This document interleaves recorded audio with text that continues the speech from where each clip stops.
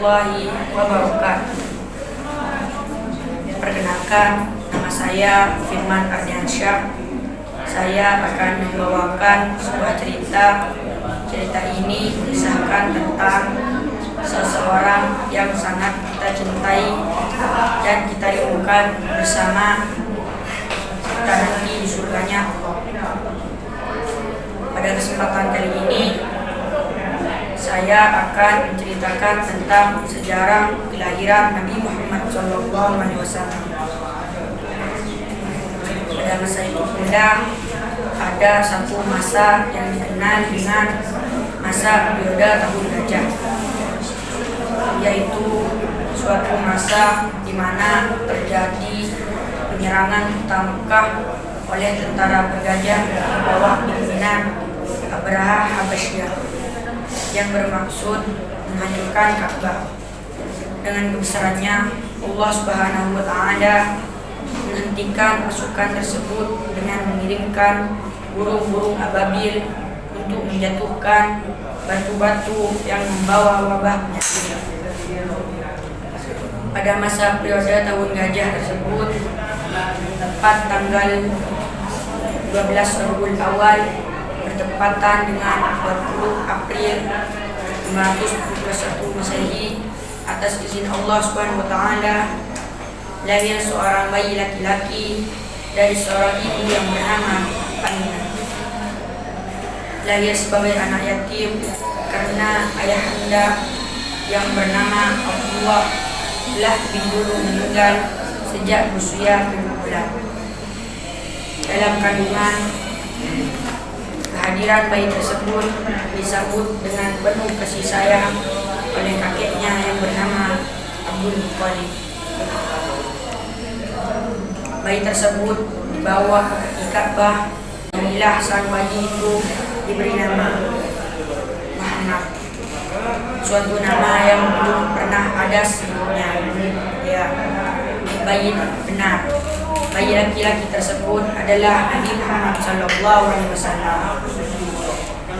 Suri tauladan yang membawa perubahan sangat besar bagi sejarah peradaban dunia. Nabi Muhammad SAW lahir sebagai yatim. Nabi Muhammad dibesarkan oleh ibunya Aminah hingga pada usia 6 tahun ibunya sakit dan meninggal dunia di Al-Aqwa, kampung di antara Mekah dan Madinah. Kemudian Nabi Muhammad diasuh dan dibesarkan oleh Ummu Aiman, hamba perempuan bapa Rasulullah SAW, dan dibiayai oleh kakeknya Abdul Muttalib. Namun umur kakeknya pun juga hanya sebentar. Pada usia 80 tahun kakeknya Abdul Muttalib meninggal dunia. Selanjutnya Nabi Muhammad diasuh, tumbuh dan berkembang bersama pamannya Abdul Muttalib. Pada usia 40 tahun Nabi Muhammad SAW menerima wahyu di Gua Hira sebagai pelantikan menjadi Nabi dan Rasul akhir zaman. Rasul mulai berdakwah secara sembunyi-sembunyi dan kemudian berdakwah secara terang-terangan. Pada tahun ke-11 era Nabi Muhammad SAW terjadi peristiwa yang menyedihkan. Tahun ini sering disebut dengan tahun kesedihan karena pamannya Abu Thalib dan istrinya Khadijah wafat pada tahun tersebut.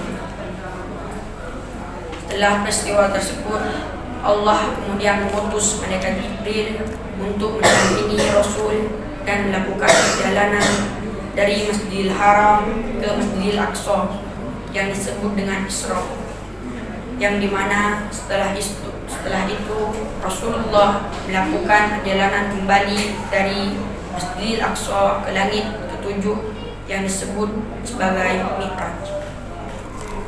Disitulah Rasulullah mendapatkan perintah sholat 5 waktu yang wajib seluruh umat Islam. Pada usia 63 tahun, Rasulullah SAW wafat di Madinah Al-Munawwarah pada hari Senin 12 Rabiul Awal tahun 11 Hijriah atau 8 Juni 632 Masehi. Demikian berita Nabi Muhammad SAW yang bisa saya sampaikan. Tentunya cerita ini belum mewakili sejarah Nabi secara keseluruhan. Atas perhatiannya saya ucapkan terima kasih. Mohon maaf atas salah dan hilaf. Wassalamualaikum warahmatullahi wabarakatuh.